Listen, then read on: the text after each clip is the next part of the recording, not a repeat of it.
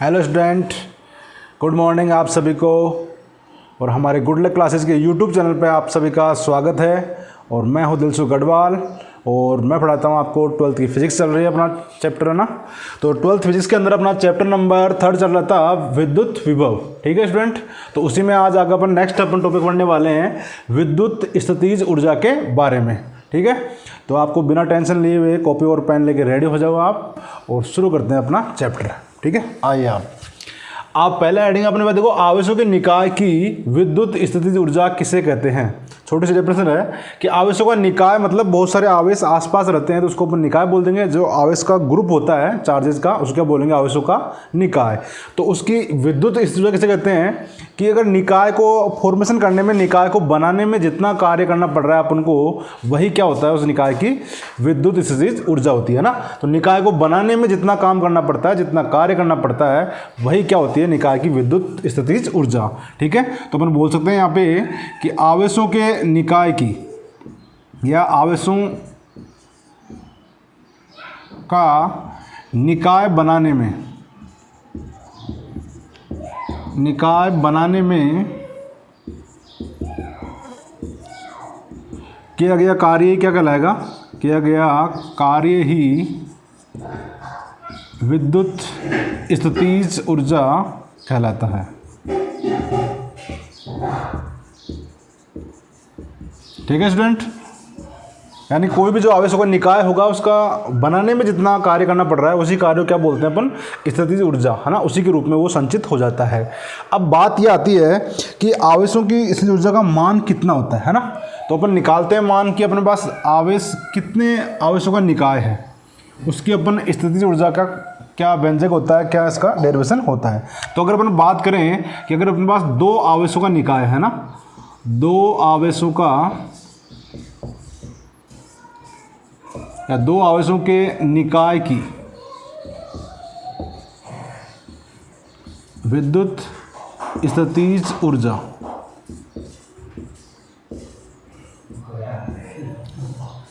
ठीक है स्टूडेंट। अपन बात करते हैं यहाँ पे कि दो आवेश हैं, दो आवेश जो निकाय बन रहा है उसकी स्थितिज ऊर्जा का मान क्या होगा। ठीक है, तो दो चार्ज मान लेते हैं अपन यहाँ पे कि ये अपने पास ए पॉइंट है, यहाँ पे हमारा चार्ज है Q1 चार्ज, और ये पॉइंट B है और यहाँ पे चार्ज है Q2, है ना। दो चार्ज से मिलकर बन रहा है अपना निकाय है, Q1 और Q2 है। A पॉइंट पर Q1 और B पॉइंट पर है Q2, और इनके बीच की जो दूरी है वो मान ली अपनी कितनी, स्मॉल r। ठीक है, तो ये अपना दो आवेशों का निकाय हो गया। इसकी क्या निकालनी है अपन को, विद्युत स्थितिज ऊर्जा ज्ञात करनी है। तो इसमें क्या करते हैं अपन, जो अपन अज्यूम कर रहे हैं तो वो लिख देते हैं। इसके अंदर पहले अपन मान लेते हैं कि माना दो आवेश है अपने पास, दो आवेश Q1 व Q2 स्मॉल r दूरी पर रखे हुए हैं, स्मॉल r दूरी पर रखे हुए हैं या स्थित हैं, है ना। एक दूसरे से स्मॉल r डिस्टेंस पर हैं, ये दो अपने पास आवेश हैं। ठीक है, अब इनके कारण ज्ञात करनी है अपन को विद्युत स्थितिज ऊर्जा।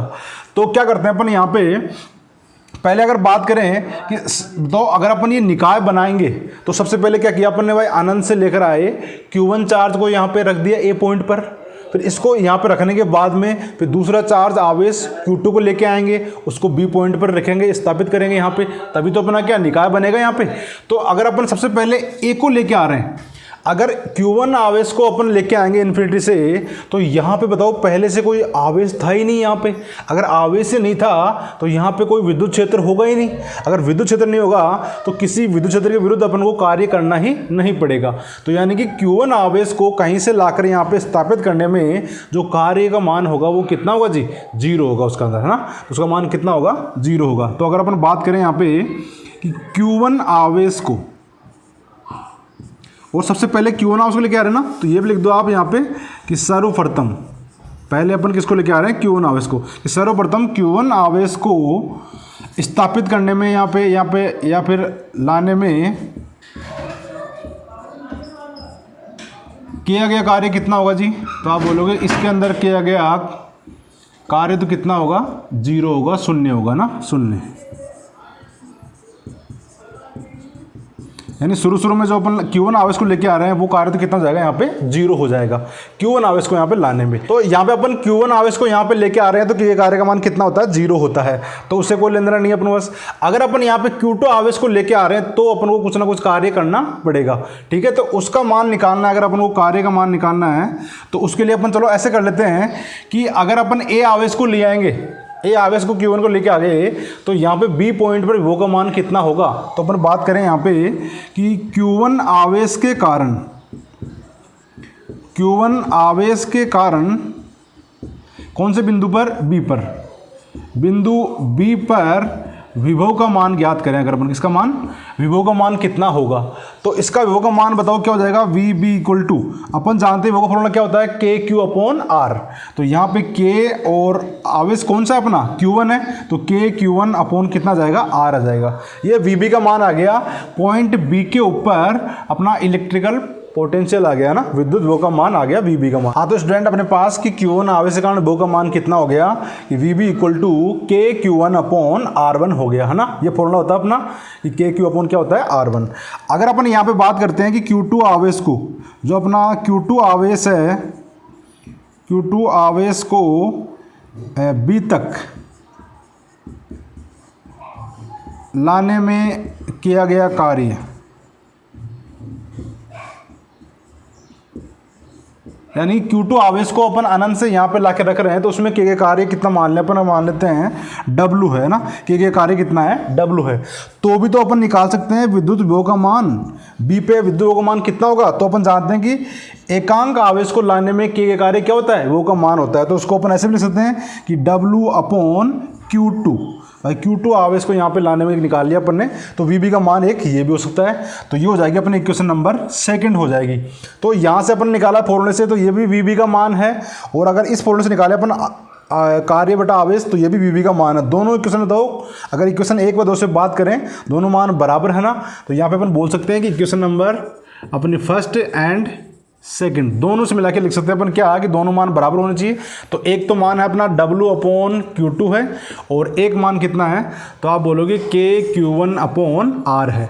यहाँ से मेरे को अगर W का मान निकालना है अपन को, तो W बराबर कितना हो जाएगा जी, Q2 को ऊपर मल्टीप्लाई कर दो आप, तो आ जाएगा अपने पास KQ1 Q2 अपॉन R आ जाएगा। कितना जाएगा, KQ1 अपॉन R। ये क्या आ जाएगा, किए गए कार्य का मान आ जाएगा। यानी कि इस आवेश को बनाने में जो कार्य कितना होगा, तो एक तो अपने पास ये आया था, और बताओ Q1 को कितना आया था 0, दोनों को ऐड करते हैं तो बताओ कुल कार्य कितना आएगा, यही आएगा कि W equal to KQ1 Q2 upon R आ जाएगा। और अपन जानते हैं कि जो निकाय को बनाने में जो किया गया कार्य ही है वही क्या होता है बताओ, विद्युत स्थितिज ऊर्जा के रूप में संचित हो जाता है। तो अपन यहाँ पे लिखेंगे कि यह कार्य ही स्थितिज ऊर्जा के रूप में संचित होता है, स्थितिज ऊर्जा के रूप में संचित होता है। अगर यही संचित हो रहा है इसका मतलब U बराबर ही W है, तो यानी जो अपनी स्थितिज ऊर्जा है वो कितनी जाएगी, KQ1 Q2 upon R, KQ1 Q2 upon R। ये आ जाएगी स्थितिज ऊर्जा का मान, वो भी किसके लिए, दो आवेशों का निकाय है अगर, है ना, दो आवेश हैं उसके निकाय की अगर बात करें तो वो कितना मान आएगा, KQ1 Q2 अपॉन R आएगा। ठीक है स्टूडेंट, तो ये तो अपना दो आवेश की बात हो गई। अगर अपन बात करते हैं कि अगर मेरे पास 3 आवेश हैं, है ना, 3 आवेशों का निकाय है, तो कैसे निकालेंगे, तो सेम ही होगा थोड़ा सा, है ना। तो मैं इसको मिटा देता हूँ और आगे देखते हैं इसको अपन।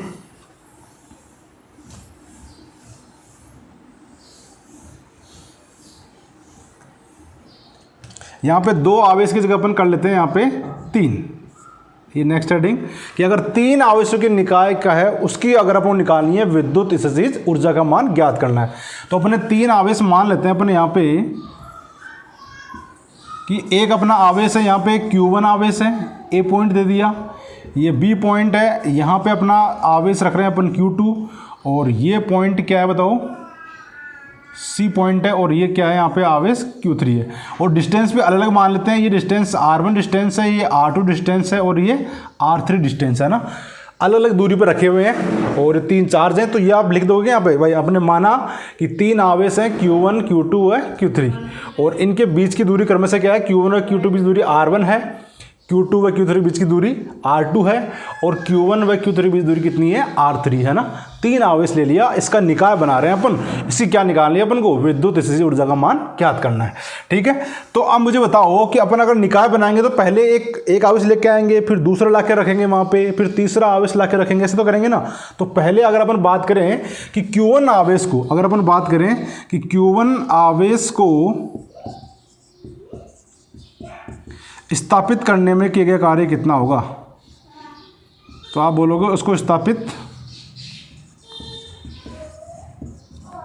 करने में किया गया कार्य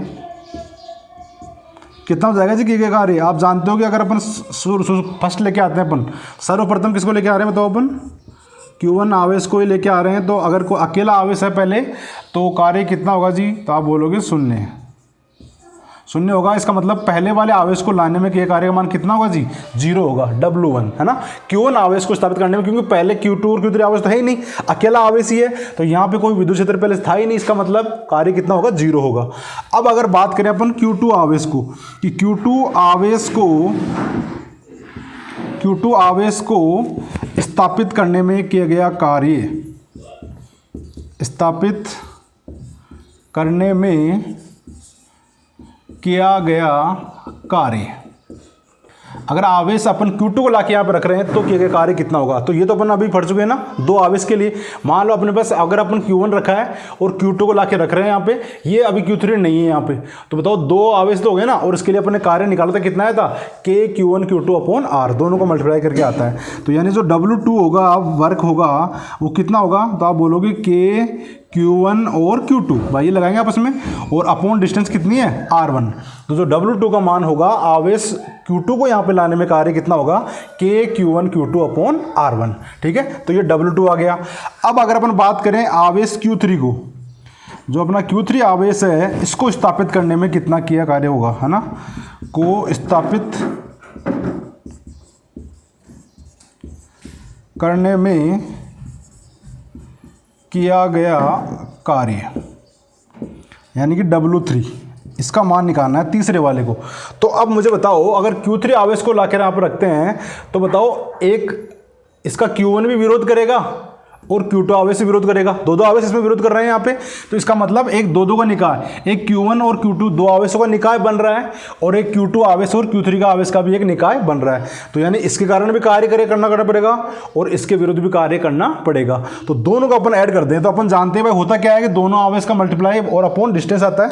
तो यहाँ पर अगर अपन बात करें Q1 के लिए, सॉरी Q2 के लिए कर लें पहले, तो बताओ कितना आएगा, K और दोनों आवेश का मल्टीप्लाई है ना, Q1 Q2, तो यहाँ पे अपने पास आ जाएगा K Q2 अपॉन Q3, और अपॉन डिस्टेंस कितनी है इनके बीच में, R2। तो ये तो कार्य आ गया केवल इसके कारण, इन दोनों निकाय के कारण। ऐसे इसका विरोध Q1 भी करेगा, तो इसका मान कितना आएगा प्लस के अंदर, कि K Q3 into Q1 upon इसके बीच दूरी कितनी है बताओ, R3 है। तो एक ये भी करना पड़ेगा ना, क्योंकि 2 आवेश का 2 निकाय बन रहे हैं, क्योंकि Q3 से पहले 2 आवेश यहाँ पहले से बैठे हैं ना, पहले से आवेश बैठे हैं, इसलिए मतलब इन दोनों के विरुद्ध कार्य करना पड़ेगा। तो ये अपने पास आ गया W3। अब अपन को निकालना है कुल कार्य, भाई इसको पूरे निकाय को बनाने में कुल कार्य कितना होगा। तो यहाँ पे अगर बात करें कि नेट वर्क या कुल कार्य कितना होगा, तो आप बोलोगे W1 plus W2 plus W3। भाई तीनों आवेशों क्या करना है अपन को, सॉरी तीनों कार्यों क्या करना है, ऐड करना है। तो W1 का मान तो कितना है, आप बोलोगे भाई इसका मान तो 0 है, और इसका मान कितना आ गया बताओ, W2 का मान आया था K Q1 Q2 upon R1 आ गया था, और प्लस इसका मान कितना आ गया, तो इसका मान आ गया था K Q2 और Q3 अपॉन R2, और प्लस है K Q3 और Q1 और अपॉन R3। अगर मैं यहाँ पे 0 को नहीं लिखूं तो टोटल W वर्क है वो ये आ जाएगा। ठीक है, और अपन जानते हैं कि जो किया गया कार्य है, किया गया कार्य ही क्या होता है, स्थितिज ऊर्जा के रूप में संचित होता है, स्थितिज ऊर्जा के रूप में संचित होता है।